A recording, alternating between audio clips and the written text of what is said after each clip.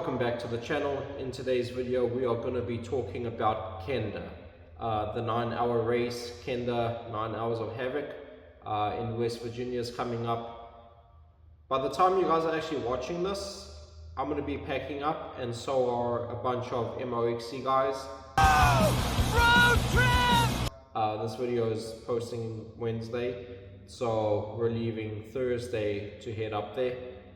So by the time you guys are actually watching this video, or this video comes out, we are packing up ready to go tomorrow morning to West Virginia for the Kenda 9-hour race.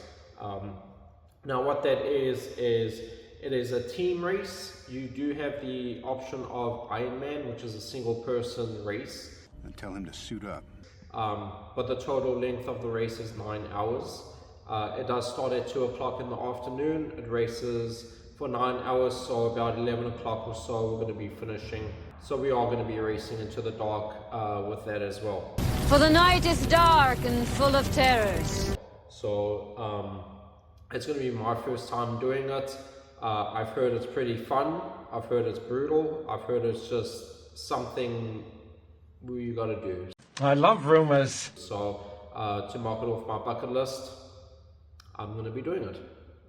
My team, we are representing Team Zoom Zoom, and with me I have Ryan, and of course Trevor. So we're going to be heading out Thursday morning down to West Virginia. We're going to be camping Thursday night, Friday night, Saturday's the race, and then we'll be coming back Sunday. So it's a couple of days. If you guys plan on doing this next year, just know it's going to be like a 4-day event. So we're going to load up and then head down. But on that note, I've been busting my butt. You know how much I sacrificed? The past 2 weeks to get this ready and finalized. My main thing I wanted to do was replace my clutch, because the grippy clutch, this is the sample. So I wanted to take that out with 2 seasons and see how that's been testing, which you can see on our website that it's been testing great. So that's all I wanted to do. I just wanted to replace the clutch, maybe do an oil change. That was that. But wait! There's more! But what it snowballed into was a clutch cable, clutch perch, throttle cable, new shifter, and a new steering stem. I'm tired of this, Grandpa! That's too damn bad! Because I've been fighting with my original steering stem for the past season.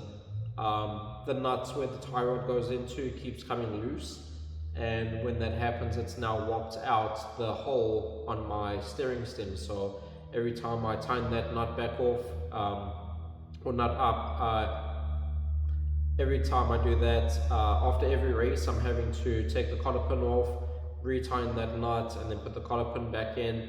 I don't know what happened. It's the original steering stem that came with the quad when we got it. So we went ahead and picked up a Alba +1, because once again we are an Alba dealer, and what better way to promote the brands we carry than to run it in our own machine. So shout out to Alba for allowing us to become a dealer.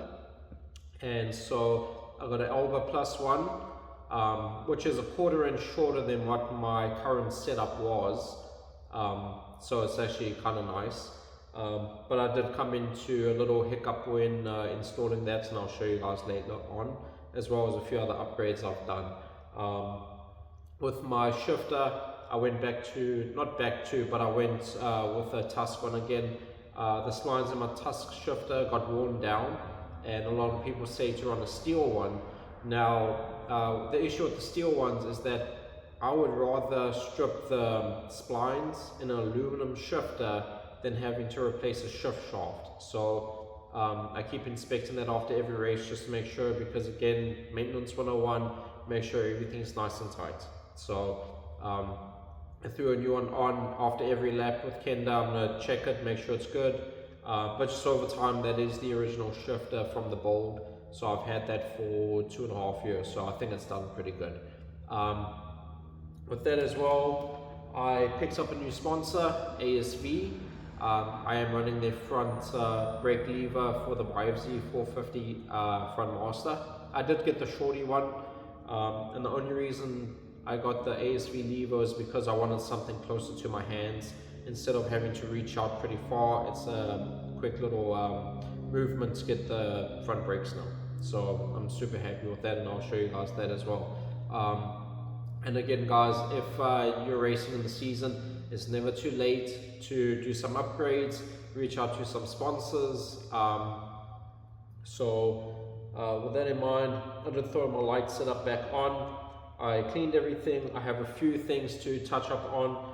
I'm going to clean my elbow mud plugs and throw those back on. I'm going to check tire pressures, check lug nuts.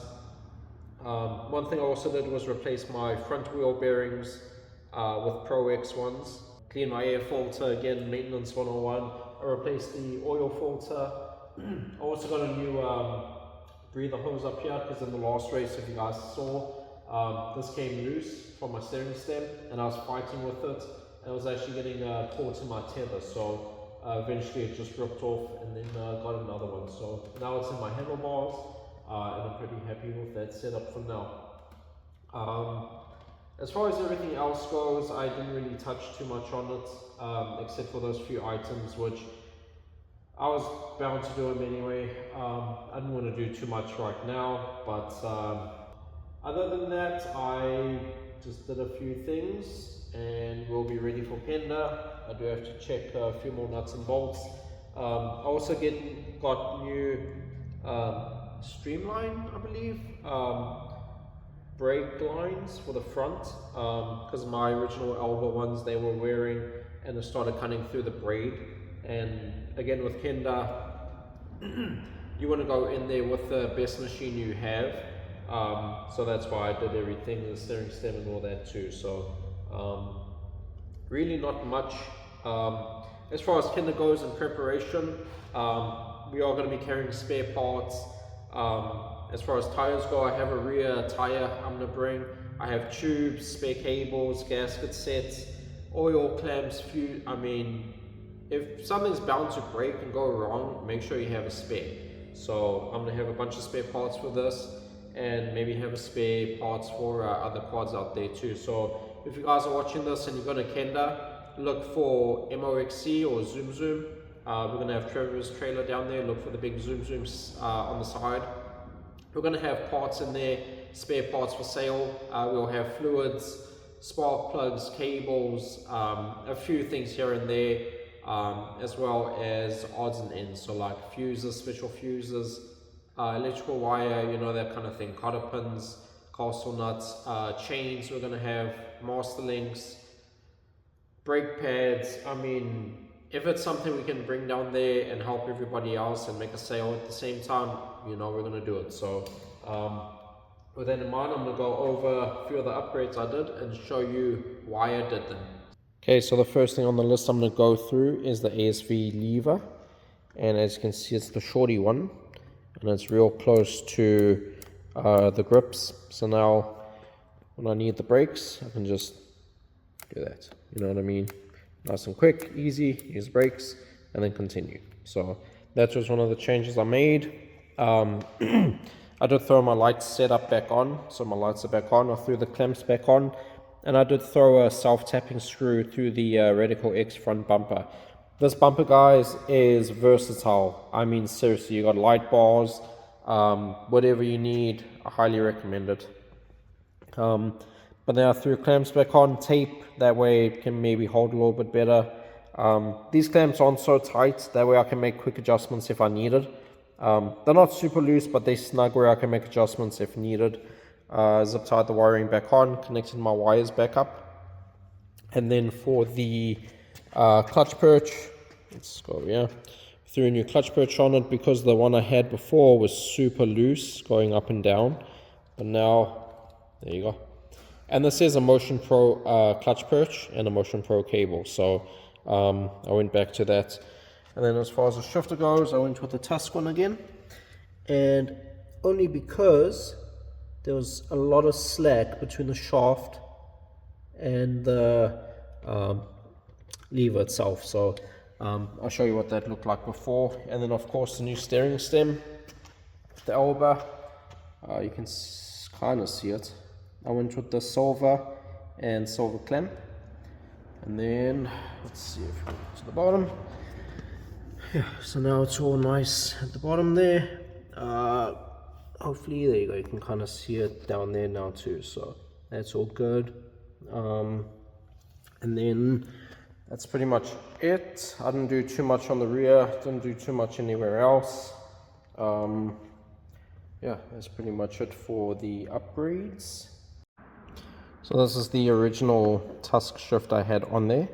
As you can see, it's been through quite a few seasons, worn out, but it was the internal splines that wore out. It's still held, but with the amount of slop on there, I didn't want it to strip out. And yeah, you can see in there how that looks, you know, just if I can focus, yeah, you can see how worn out that is. So that was the only reason I replaced it. Otherwise, this thing's been perfect all season, very happy with it. And as for my steering stem, you can see the left hole is a lot bigger than the right hole. That's what she said. Okay, at that hole, so only the left one was giving me an issue, the right one was fine, but like I said, I might as well just do it now. That way I'll be good for Kenda and the rest of the season. So there you have it, guys. Just a few upgrades and updates on Barney. So Kenda, it's a 3-man team race. You can do 2, or like I said, you can do a single person Ironman.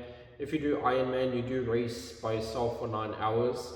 The rules of Kenda 2 is you can have spare parts for your machines. You can bring another quad just like yours and use it as spare parts, but you're not allowed to switch machines. So you can't bring 2 quads for yourself and then just jump on another machine if yours breaks down.